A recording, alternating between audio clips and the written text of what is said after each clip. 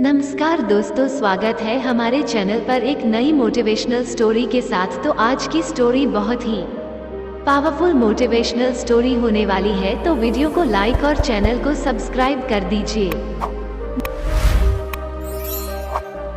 The life of an eagle from birth to death in Hindi. हर बाज की जिंदगी में बढ़ते उम्र की मोड़ पर एक ऐसा समय आता है जहां उसके सामने पहले दो रास्ते सरल और तुरंत समाधान देने वाले होते हैं और वही तीसरा रास्ता कठिन और पीड़ा देने वाला होता है, लेकिन बाज पीड़ा चुनता है और यहीं से शुरू होता है बाज का पुनर्जन्म। हमारी जिंदगी में कई ऐसे मौके आते हैं जब हमें परेशानियों का सामना करना पड़ता है। कई लोग तो जीवन में संघर्ष कर आगे निकल जाते हैं और कई अपने हालातों से हार मानकर खुद को जिंदगी के हवाले कर देते हैं।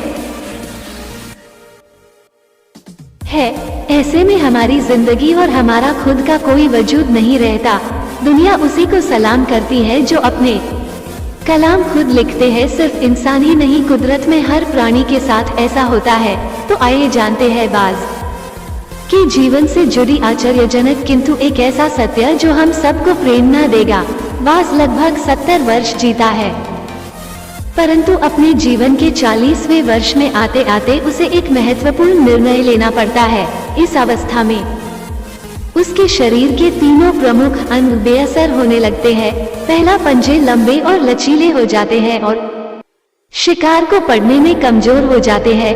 दूसरा, चोंच आगे की तरफ मुड़ जाती है और भोजन निगलने में मुश्किलें पैदा होने लगती है।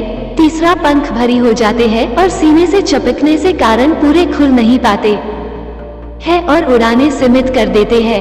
भोजन ढूंढना, भोजन पकड़ना और भोजन खाना, तीनों प्रक्रियाएं अपनी धार खोने लगती है। उसके पास तीन ही रास्ते बचते हैं, या तो अपनी शरीर छोड़ दे या अपनी प्रवृत्ति छोड़ गिद्ध की तरह त्यागी हुए भोजन पर निर्भर हो जाए, या फिर स्वयं को फिर से स्थापित करे आकाश के साफ तौर से जाहिर बादशाह के रूप में। जहां पहले दो रास्ते सरल और तुरंत समाधान देने वाले हैं, वही तीसरा अत्यंत पीड़ादायी और लंबा बाज पीड़ा चुनता है और स्वयं को फिर से स्थापित करता है। वो किसी ऊंचे पहाड़ पर जाता है, एकांत में अपना घोंसला बनाता है और तब शुरू करता है पूरी प्रक्रिया।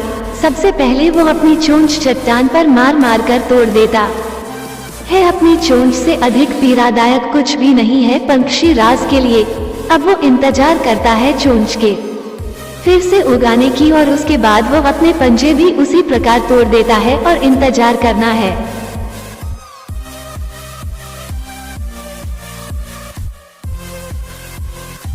पंजों का फिर से उगाने का, नई चोंच और पंजे आने के बाद वो अपनी भरी पंखों को एक एक कर नोच कर निकालता है और प्रतीक्षा करता है पंखों की पुनः उगाने का।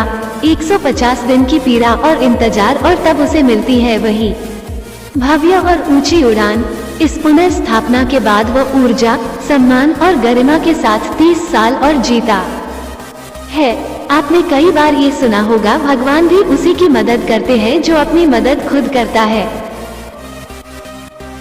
आज आपको इसकी मिसाल मिल गई होगी। जैसे बाज संघर्ष करता है 150 दिन तक और भगवान उसका संघर्ष बेकार नहीं जाने देते, उसको नई जिंदगी देकर कुदरत हमें सिखाने बैठी है। जैसे पंजे पकड़ के प्रतीक है चोंच सक्रियता की और पंख कल्पना को स्थापित करते हैं। इच्छा हालातों पर काबू रखने की, सक्रियता स्वयं की अस्तित्व की गरिमा बनाए रखने की, कल्पना जीवन में कुछ नएपन बनाए रखने की। हम में भी 40 तक आते आते इच्छा, सक्रियता और कल्पना तीनों के तीनों निर्बल पड़ने लगते हैं। हमारा व्यक्तित्व ही ढीला पड़ने लगता है।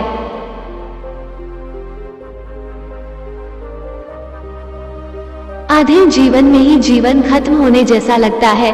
उत्साह, आकांक्षा, ऊर्जा नीचे की ओर जाने लगती है। हमारे पास भी कई विकल्प होते हैं, कुछ सरल और कुछ पीड़ादायक।